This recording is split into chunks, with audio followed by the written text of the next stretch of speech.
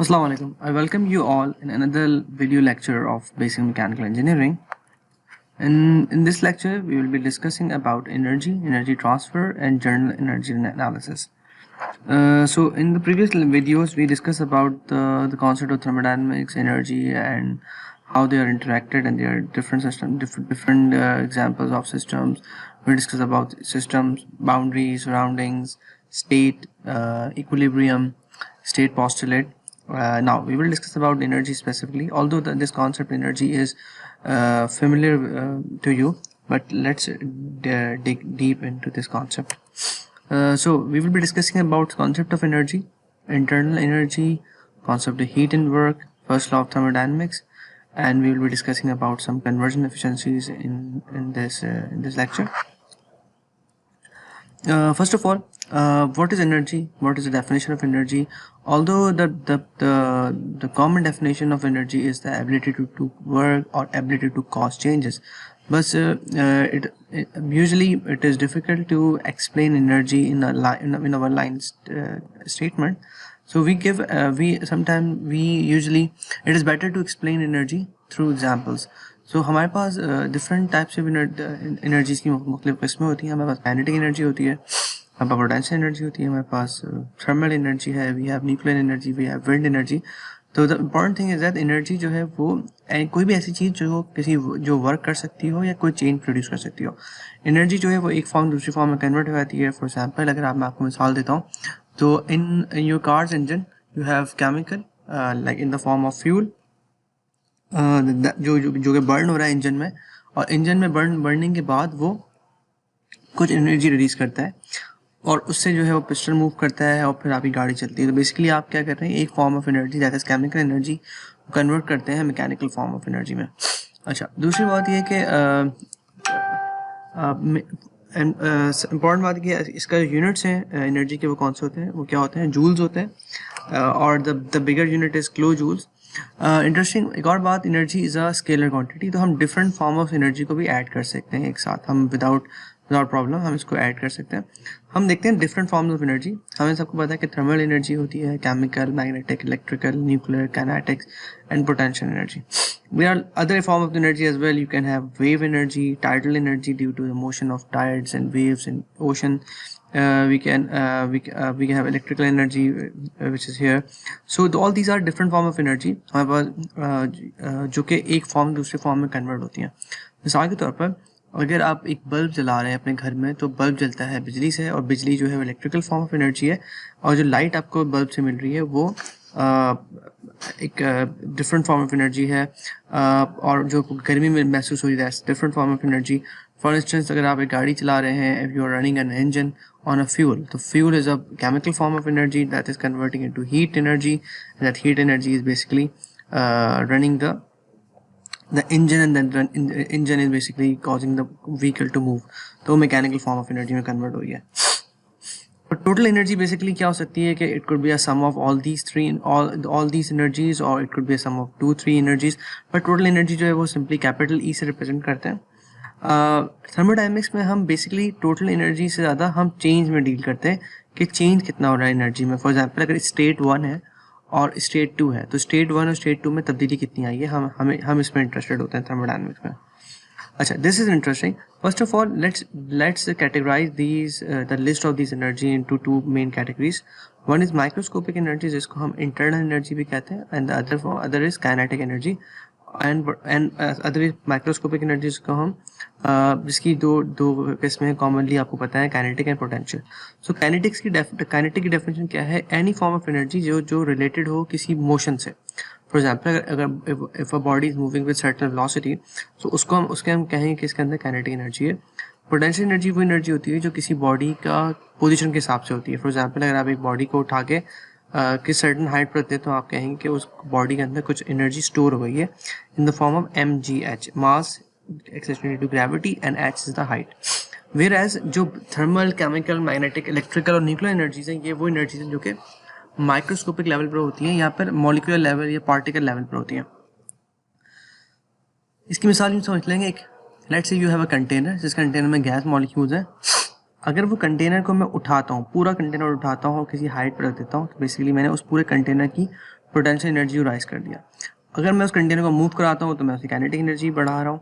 But container के अंदर जो गैस मॉलिक्यूल्स हैं उनके साथ जो माइक्रोस्कोपिक लेवल पर जो एनर्जी एसोसिएटेड है, फॉर एग्जांपल के मॉलिक्यूल जो हैं वो स्पिन कर रहे हैं, मॉलिक्यूल ट्रैवल कर रहे हैं, मॉलिक्यूल का जो एक इलेक्ट्रोस्टैटिक चार्ज की वजह से कुछ एनर्जी है कुछ, तो उसकी वजह से उनकी जो वो टोटल एनर्जी इंटरनल एनर्जी कहलाती है, उसको हम माइक्रोस्कोपिक एनर्जी कहते हैं। तो टोटल एनर्जी जो है वो इन दोनों टाइप्स ऑफ एनर्जीज का सम होती है। Let's move further. Capital E represent करता है total energy. As you remember I discuss in the previous lecture that specific energy या specific quantity is the quantity that is divided by mass. Capital E is total energy which is joule और kilojoule. So अगर मैं उसको divide करता हूँ mass से, that will become small e. हम हमेशा किसी भी इंटेंसिव प्रॉपर्टी को लिखते हैं स्मॉल लेटर से। फॉर एग्जाम्पल अगर एनर्जी है कैपिटल ई तो उसकी जो स्पेसिफिक वर्जन होगा that will be represented by an small E.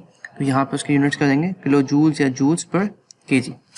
Moving further, microscopic form basically related होते हैं as an outside frame of reference. For example कि एक गाड़ी है जो मूव कर रही है जिसकी वेलोसिटी v है and if it is attaining height of z तो उसकी पोटेंशियल एनर्जी mgz बन जाएगी।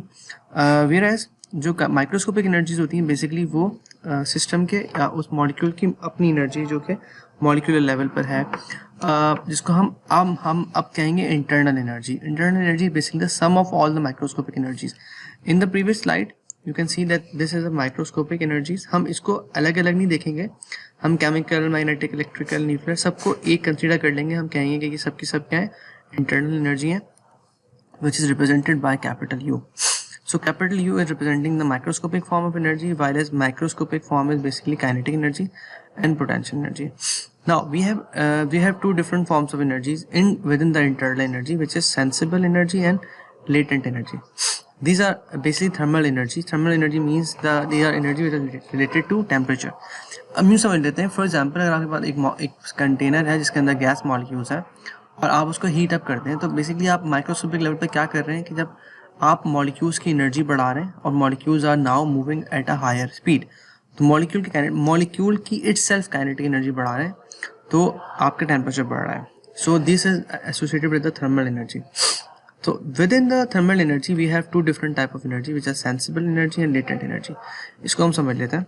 सेंसिबल एनर्जी बेसिकली वो एनर्जी है जो कि मॉलिक्यूल्स की मोशन के ऊपर डिपेंड करती है। लेट्स से मैं आपको इसकी मिसाल बहुत सिंपल सी है। Let's consider a container of water.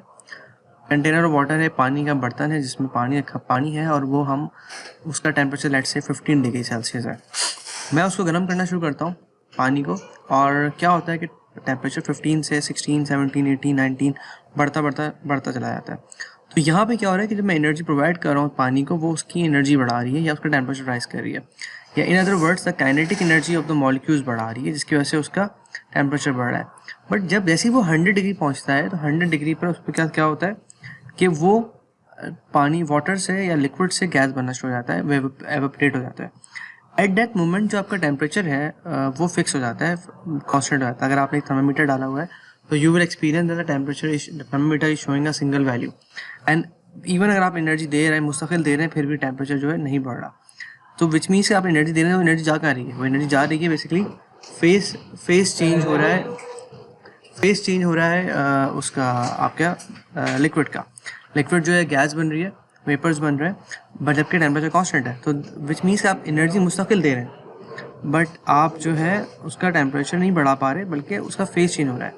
तो लेटेंट का मतलब होता है छुपा हुआ या हिडन, राइट।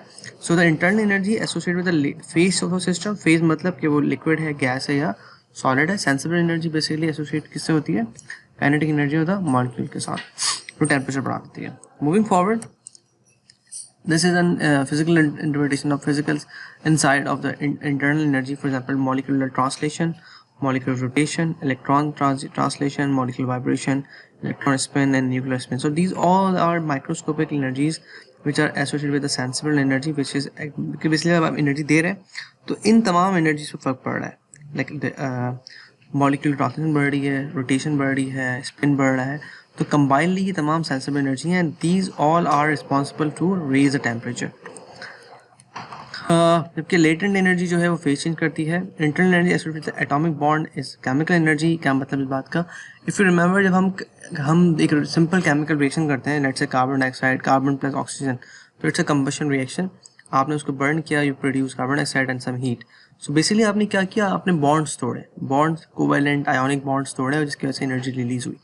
सो केमिकल एनर्जी एसोसिएटेड होते हैं बॉन्ड्स हैं, मॉलिकुलर बॉन्ड, एटॉमिक बॉन्ड्स हैं। जबकि न्यूक्लियर एनर्जी क्या होती है? न्यूक्लियर एनर्जी स्ट्रॉन्ग जो न्यूक्लियर बॉन्ड है उसकी वजह से उसको तोड़ने से पैदा होती है। इसकी मिसाल है, आपके पास लेट्स से अगर जो न्यूक्लियर रिएक्शन होते हैं कि यूरेनियम जो है वो टूट के दो छोटे एटम में टूट रहा है, the amount of energy liberated in during this process is quite large.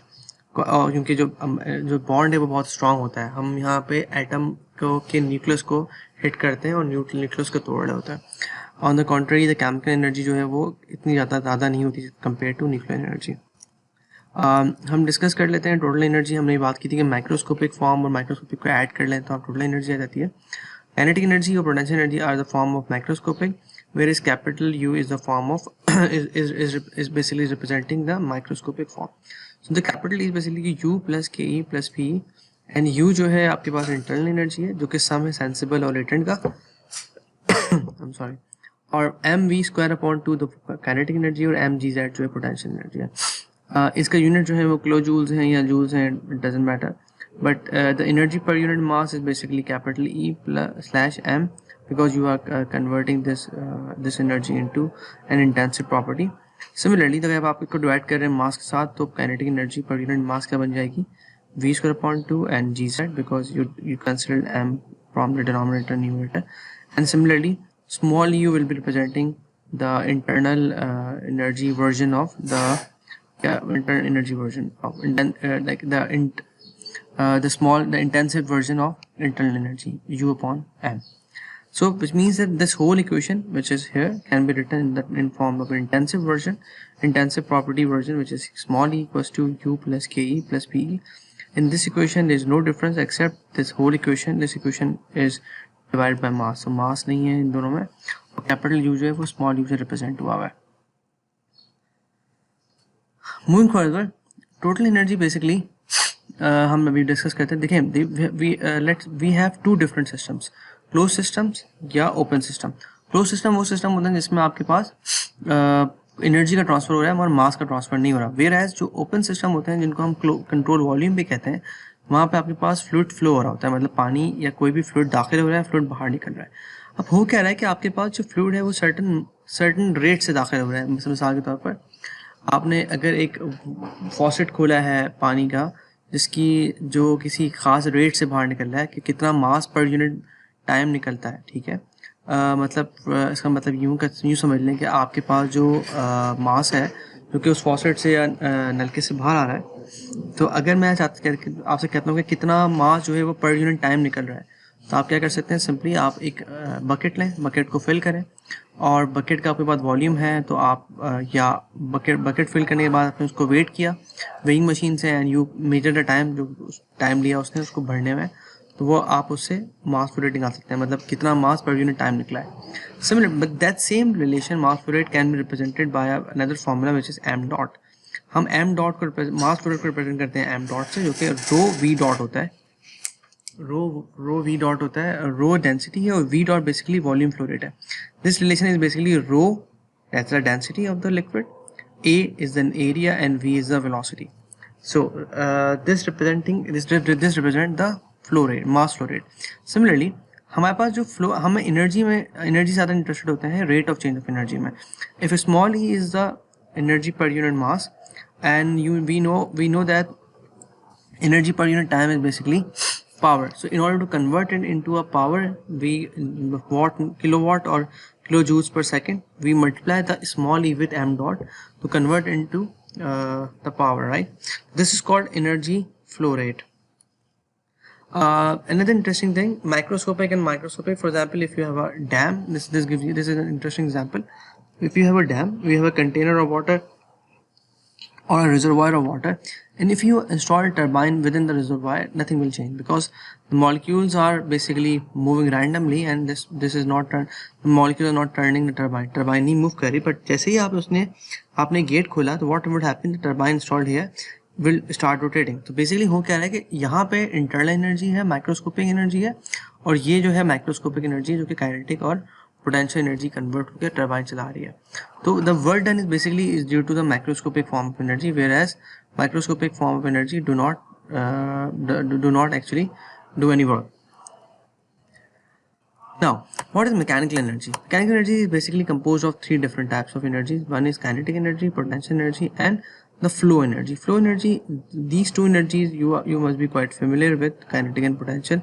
This is due to the velocity and this is due to the position. Whereas the flow energy is basically due to the pressure of the fluid.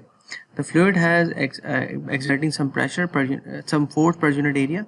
So if the water is coming, for example in this figure, and the water is coming through a channel, right?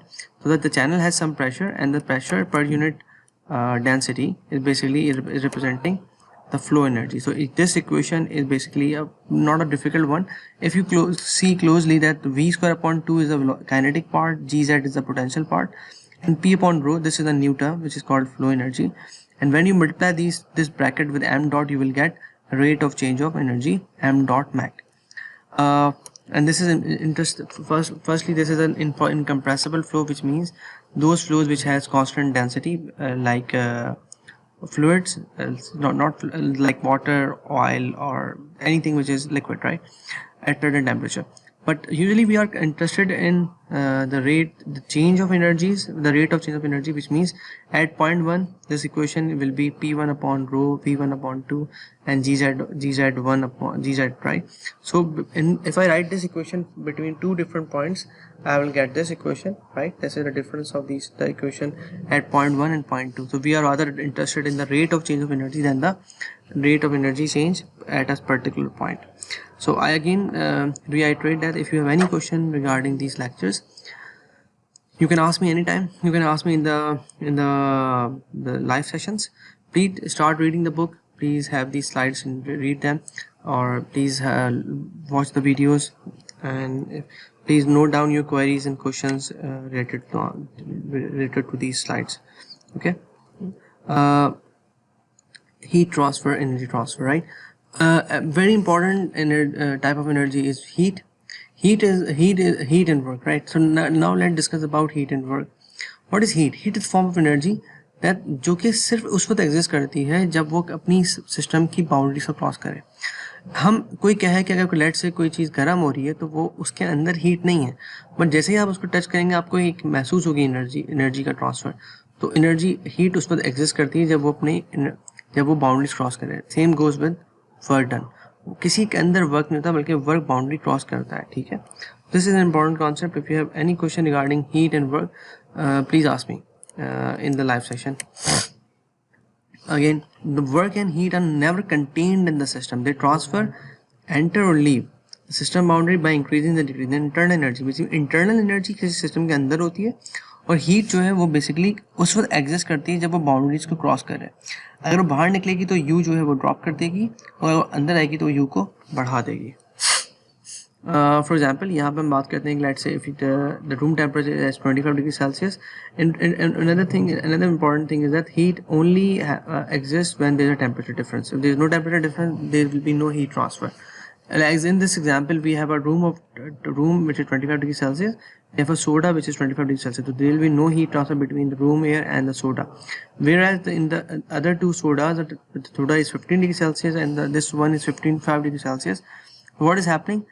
Heat is transferring from the higher temperature to lower temperature, and that is a driving potential to transfer the heat.